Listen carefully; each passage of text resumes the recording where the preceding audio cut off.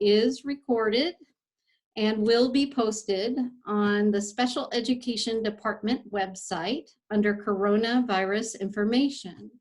We will also post the PowerPoint that you are seeing today, and this will go up tomorrow.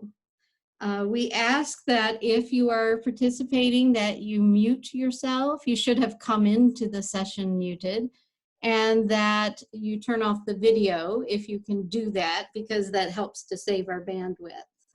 So we'll get underway. We're beginning first with Julie Venuto, teacher on special assignment. So go ahead, Julie. Thank you. Hi, everyone. Thanks for joining us. All right. Let's get started. Parents promoting literacy. One of the best things that you can do to promote learning with your children is to read. By exploring books, whether they are books in print form or in digital form, you and your child can take adventures together, deepen your understanding of a subject, or simply take pleasure in the act of reading. This afternoon, we will be spending time together talking about the importance of promoting literacy in the home. By surrounding your child with books, by talking with your child, by listening to them, and by exploring with them, your child will grow in their understanding of concepts and hopefully their love of literacy. What can you do to build enjoyment of reading with your children? Search for books that are aligned with your child's interests or ones that might spark their imagination. Talk with your child's teacher to understand his or her reading levels and find books that your child can read independently. Find time to read aloud to your child. Read over breakfast. Take a favorite book outside and read together. Reading together has been shown to be one of the most important things that you can do to build your child's success in reading. Also, read to them in a language that you feel most comfortable with. Connect with text. What can you do to help the earliest readers in your household? Build vocabulary by simply talking with your children and listening to their ideas. Ask them what they think about a topic and why. When exploring print at the early stages, looking at the pictures before you read a book can help you and your child familiarize yourself with the story and concepts. This is called taking a picture walk. Once your child begins reading, have them point to the words as they read them. This will promote the one-to-one relationship between the words on the page and what they are saying. When your child comes to a word that they don't know, have them get their mouths ready to make those sounds and then stretch out the sounds of the letters to read the word. And talk about the pictures. Using the pictures can help a child think about an idea and then figure out what that word might be. Independent reading. When your child can pick up a book and read it, making only a few errors on a page as they read, this is considered reading with high accuracy, and this is likely a book at their independent reading level. They should be able to decode words as they read, knowing simple to more complex letter-sound combinations for words in print. They should be able to read sight words with ease, and when you listen to your child read, they should sound fluent, which means reading the text smoothly, not word by word, and with expression. And they should be able to tell you about the story and answer questions about it. The importance of read alouds.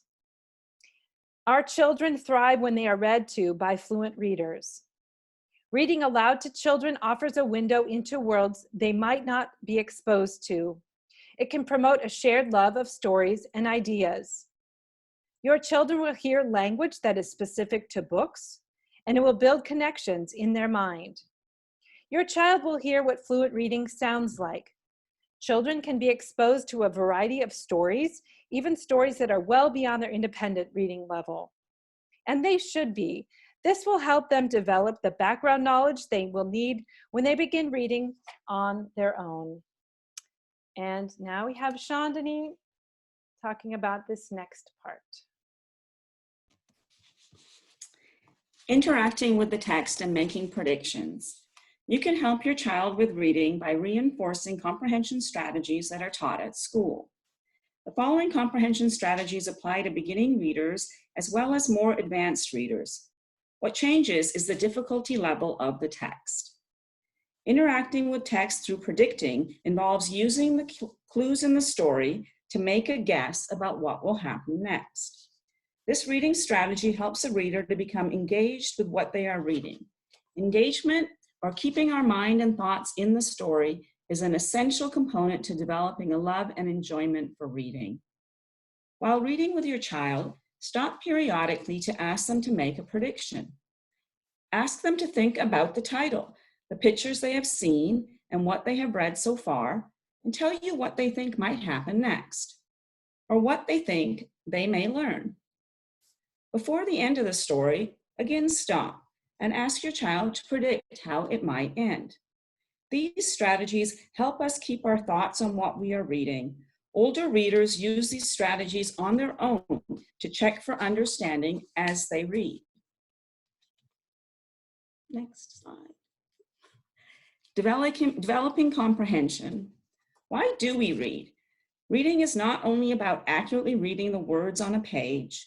The most important component in reading is understanding or comprehending what we have read. You can help develop your child's reading comprehension in many ways. Your child may be familiar with the use of a story map. A story map can be used in two ways. It can be filled in while reading to help a reader keep track of what is happening in the story, or it can be completed after reading a story. Either method is used to help them remember what they have read. Here on this slide is an example of what a story map may look like. Other strategies that can be used for comprehension include stopping while reading and asking I wonder questions out loud. You could ask, I wonder, why is this happening? I wonder what might happen next. Or I wonder when this happened. This strategy helps children of all ages stay engaged and connected to the story. Other easy-to-use strategies include asking your child to retell important events, to summarize the story in their own words. And they can infer. Inferring involves going beyond the text and connecting the author's untold ideas. For example, your child might come to the conclusion that the characters in the story are really hungry because they keep talking about food. The author does not explicitly mention that the characters are hungry. However, it is implied in the text. Your child is inferring this from the text. Beyond reading, you can continue to help your child develop reading skills and a passion for reading by talking about the story of a chapter after it has been read. Discuss with your child their thoughts and opinions. Did the story remind them of another event or story? Ask them if they would recommend the story to a friend. And ask them to share why they would or they would not. To add some fun and further engagement, ask your child to pretend they are a character from another story that they know and to make up a new ending to what they just read. We should also remember not to confuse quantity with quality. Your child will remember the 10 minutes of time spent sitting together to read far longer than they will remember watching 2 hours of television. As your child is learning to read, it is very important to remember that one of the best things we can do is to make reading time enjoyable through praise and encouragement. Making reading fun. As Dr. Seuss said, the more that you read, the more things you will know. The more that you learn, the more places you'll go. As parents have an important role to play in helping their children become better readers. You know your child better than anyone else, so you can help them choose books that meet their own special interests and help them develop the love for reading. And now Shirley will share reading resources with us. Thank you. So my colleague shared some important strategies that current research promotes to support developing readers. Research says that the most powerful thing that parents and guardians can do each day is to read with their child at home.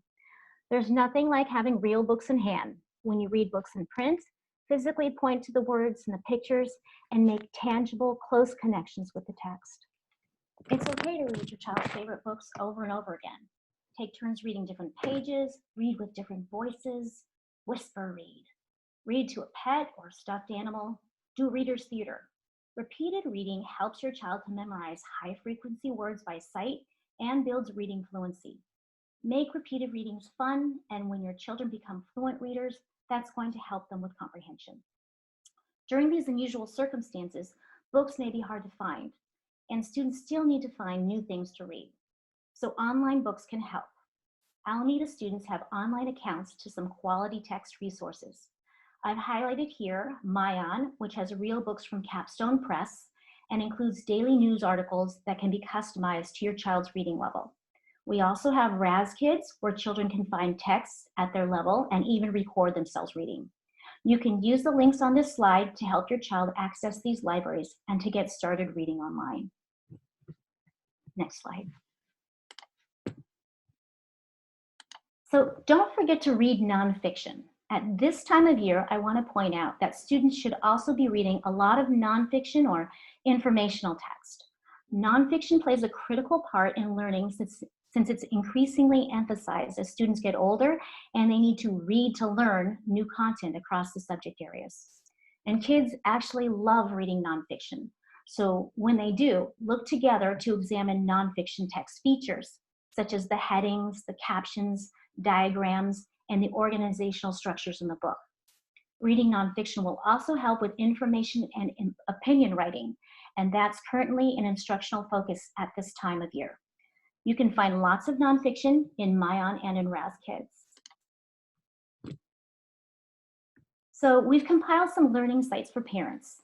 The links on the left are documents that were shared earlier in a district email, and they provide some quality learning sites that we found.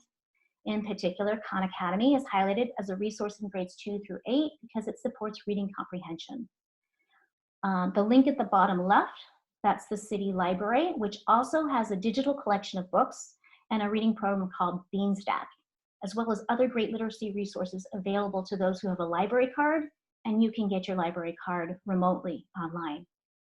On the right side of the slide are some literacy sites that Alameda classroom teachers have shared with us to practice reading skills.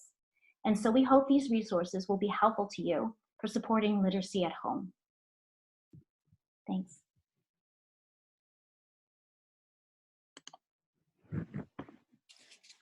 Thank you, Shirley, Chandani, and Julie. We appreciate your presentation today. I wanted to let everyone know that we will post the PowerPoint as well as a recording of the presentation today, again, on our special education webpage. That should go up tomorrow, Friday. And there's also a participation feedback form here. So if you have any questions, don't hesitate to enter questions, and we'll get back with a question and answer document.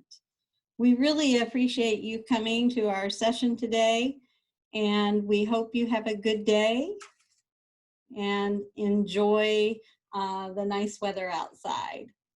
Thank you.